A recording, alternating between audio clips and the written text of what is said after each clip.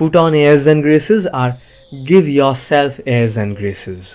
যদি দেখো কেউ এমন বিহেভ করছে যে তার আচরণ দেখে, তার কথা শুনে মনে হচ্ছে সে নিজেকে সবার মধ্যে সেরা মনে করে, মানে যতটা না তার চেয়ে বেশি কিছুই নিজেকে মনে করে এবং সেটা নিজের হাবে ভাবে প্রকাশ করে।